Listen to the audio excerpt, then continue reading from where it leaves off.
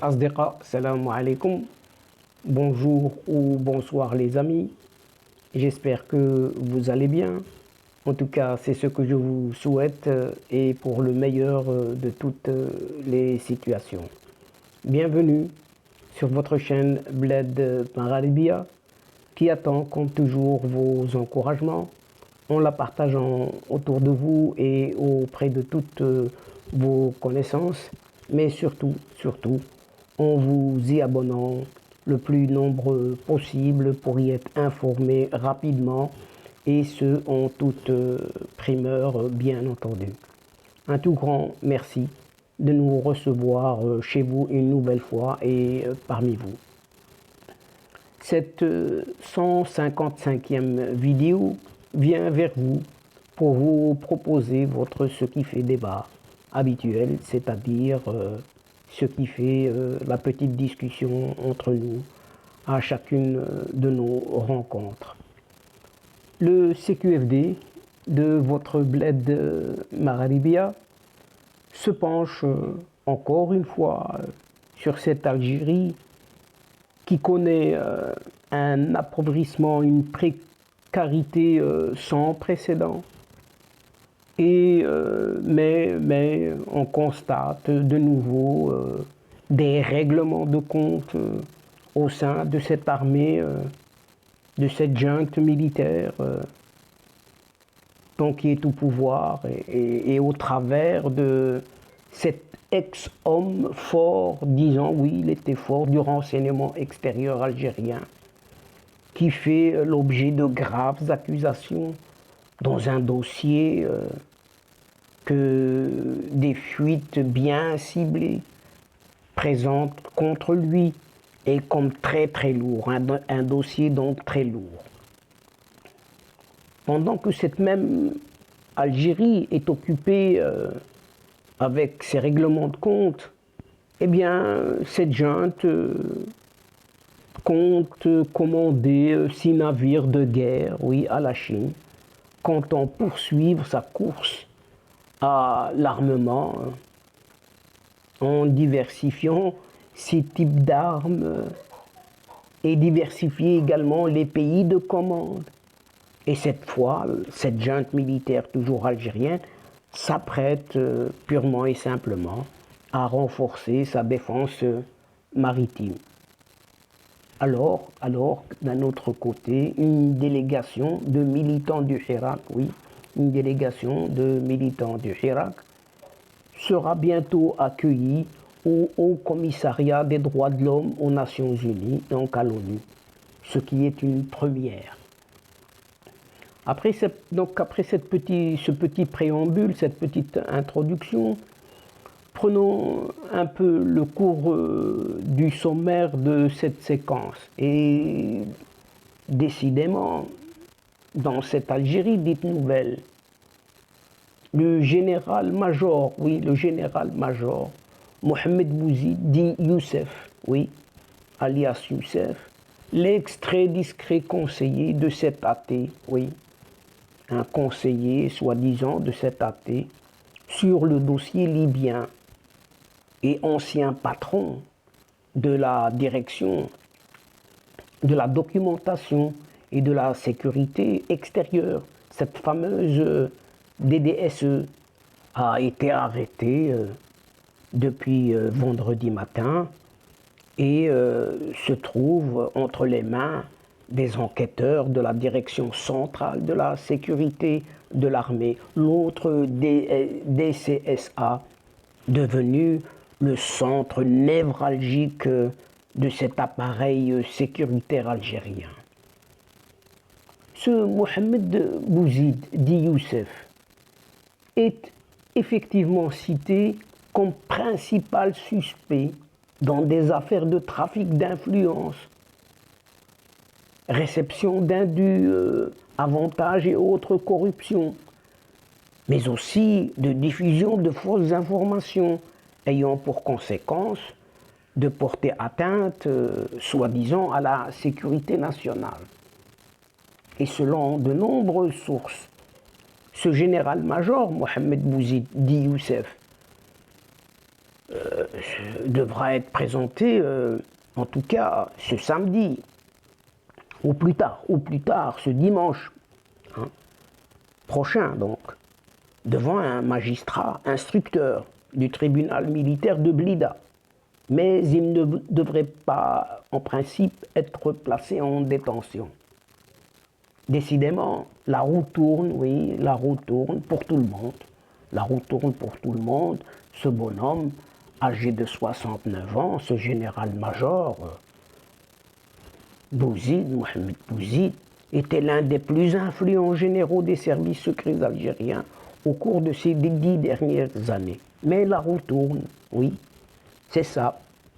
Il avait été réinstallé le 16 avril 2020 comme patron de la direction de la documentation et de la sécurité extérieure des DSE avant d'en être limogé le 20 janvier 2021.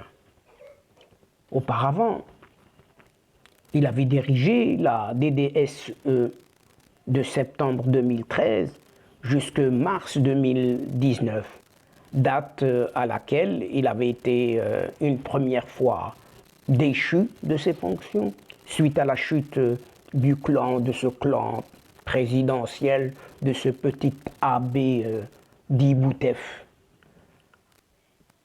Autant d'accidents, oui, ce bonhomme a connu autant d'accidents de carrière qui montrent à quel point les différents clans au sein de cette armée se livrent une guerre sans merci et sans fin.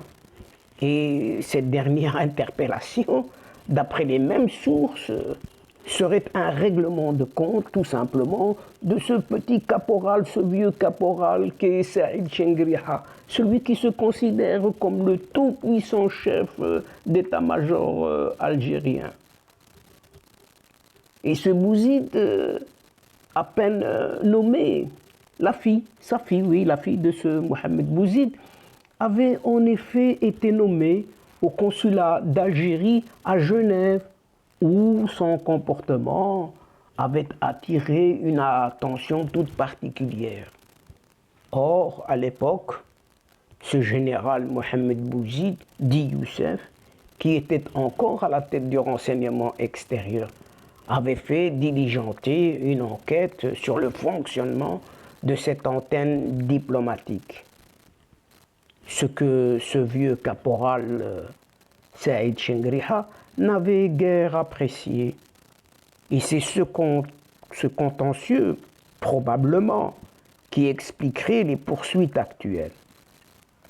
Et donc, c'est dans ce climat des guerres des clans et des règlements de compte, du côté, cette fois, de l'armement, de l'autre côté tout à fait de l'armement, cette Algérie commande 6 navires de guerre à la Chine en vue de renforcer les capacités de sa flotte maritime.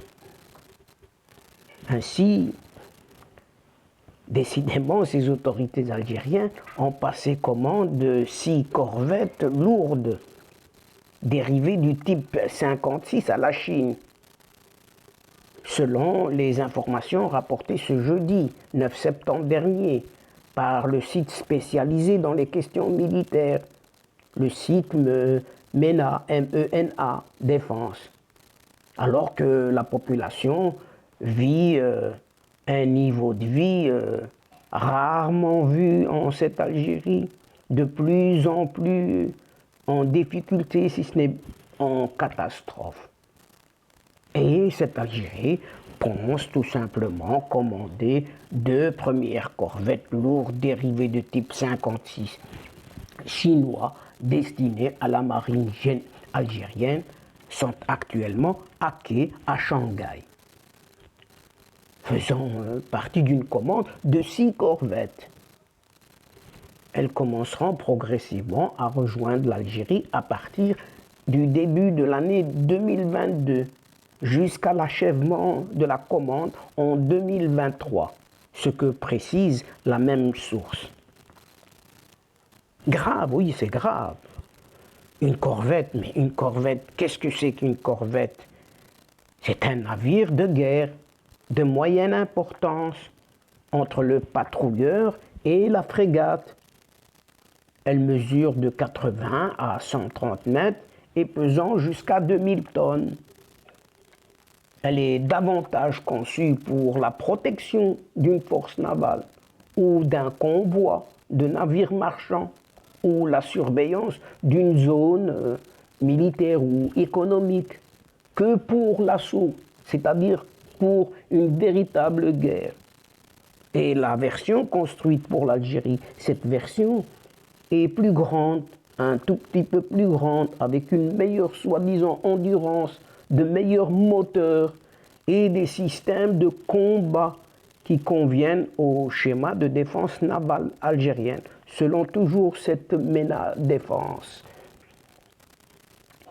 Il faudra s'attendre à ce que ces corvettes soient équipées du radar Smart S de Thales, qui a eu beaucoup de succès en Algérie à bord des corvettes C-28A. Le navire aura une autonomie de quelques 6500 km et il embarquera 8 silos croisés de missiles YJ-83 contre les cibles en mer et sur terre, un système anti-aérien HQ-10 de 6 tubes lance-torpilles de 324 mm et un canon de 76 mm avec conduite de tir automatique. Tout ceci pour les connaisseurs, bien entendu, ce que précise la même source. Mais ces corvettes ne sont pas gratuites. Ces corvettes coûteraient 100 millions de dollars chacune, multipliées par 6. Ça vous fait 6 millions de dollars. Et d'après le site East Pendulum, qui traite de l'information chinoise, le prix d'acquisition d'une corvette de type 56 avoisinerait justement ces 100 millions de dollars américains, soit environ 1300 milliards de centimes de dinars au taux de change actuel sur le marché interbancaire. Pendant que le peuple crève la dalle, à savoir, il n'a pas les moyens de se trouver les denrées de première nécessité sur le marché algérien. Mais rappelons tout de même aussi que l'Algérie est dans le top 10, oui, dans le top 10 des clients de cette fois-ci de l'Allemagne, en ce qui concerne l'armement militaire toujours, et pas dans l'alimentation, pas dans les denrées de première nécessité. Et en effet, l'Algérie aurait payé une facture, écoutez bien, de 2 milliards d'euros à l'Allemagne dans les opérations d'achat d'armes, et la nature de ces armes et leur quantité ne sont toujours pas précisées. Vous allez me dire, c'est normal pour une grande muette qui ne dévoile pas ses secrets, surtout en ce qui concerne le surarmement. Et la course à l'armement entre le Maroc et l'Algérie se poursuit donc.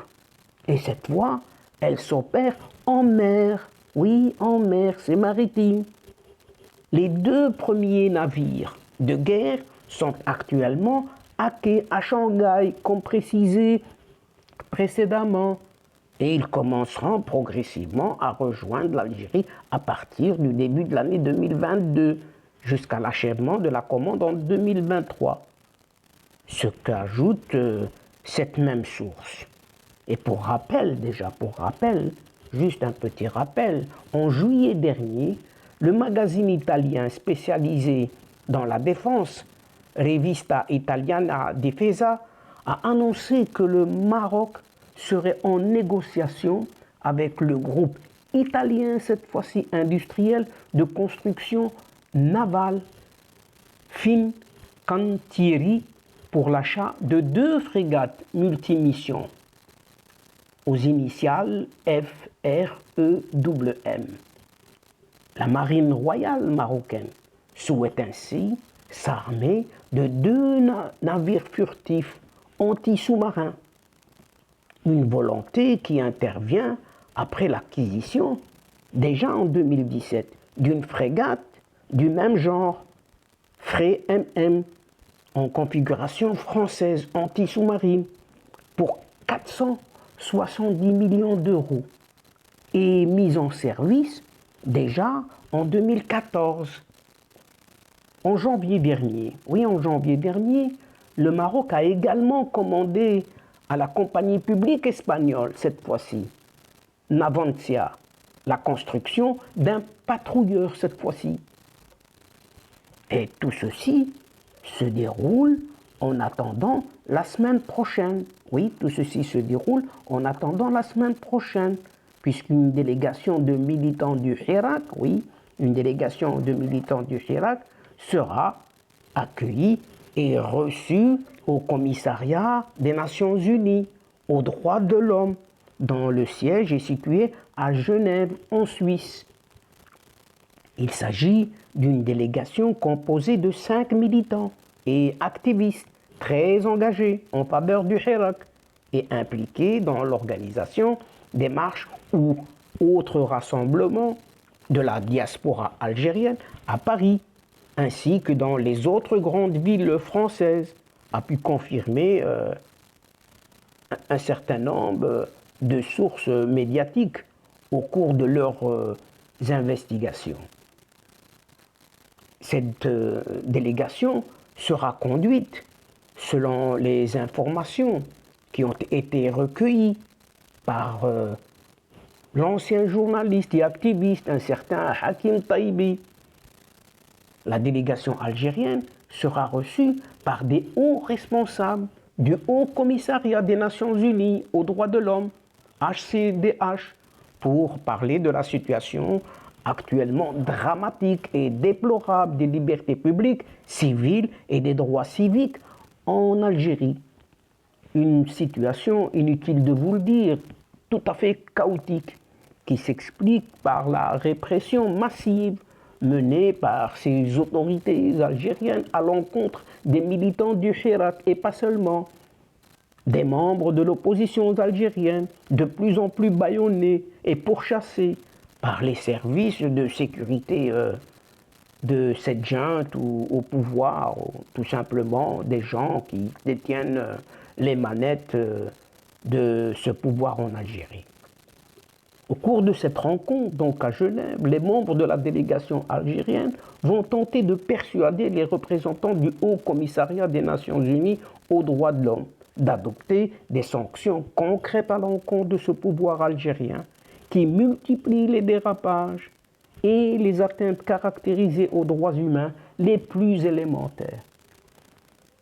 Soulignons enfin que cette rencontre intervient à la suite d'un long rapport accablant remis au début du mois de juin dernier au HCDH par des ONG, des organisations non gouvernementales et des collectifs de militants algériens établis en France, très engagés en faveur du Hirak et du changement démocratique. Dans ce long rapport, ces défenseurs de la cause du Hirak ont listé les violations successives des libertés publiques et civiles par le pouvoir algérien. La répression n'épargne plus personne. Les arrestations et les jugements arbitraires touchent aussi bien les journalistes et les intellectuels que les militants pacifiques, les blogueurs, oui, y compris les mineurs et les handicapés. La liste des atteintes aux droits fondamentaux est si longue et il est impossible d'établir une liste vraiment exhaustive de toutes ces violations en cette Algérie. Nous nous contentons d'en relater ici juste les cas les plus graves constatés depuis le mois de janvier 2021. Peut-on ainsi lire dans ce rapport qui a convaincu visiblement les responsables de ce HCDH,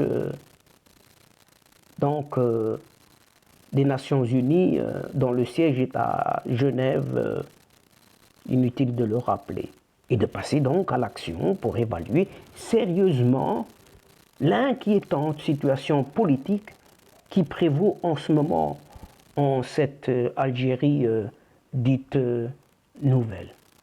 Et donc, chers amis et chers adeptes de la chaîne, c'est ici que prend fin la séquence d'aujourd'hui qui est un tout petit peu plus courte que les autres en prenant congé de vous, mais néanmoins, nous espérons vous retrouver très bientôt avec un immense plaisir au travers de votre ce qui fait débat habituel, c'est-à-dire tout ce qui fait la petite discussion habituelle à chaque fois et à chacune de nos entrevues.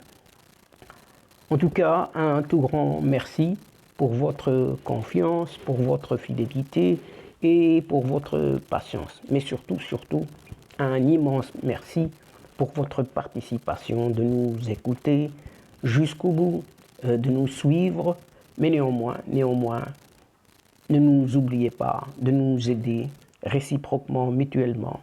Mais la chaîne, votre chaîne Bled Magharibia a besoin de vous pour l'aider, oui, l'aider à faire, à vous abonner d'abord et vous faire abonner, donc, et de faire abonner tous vos proches, vos connaissances, vos alentours, partout où vous y êtes, afin d'y être informés le plus rapidement possible avec les dernières nouvelles.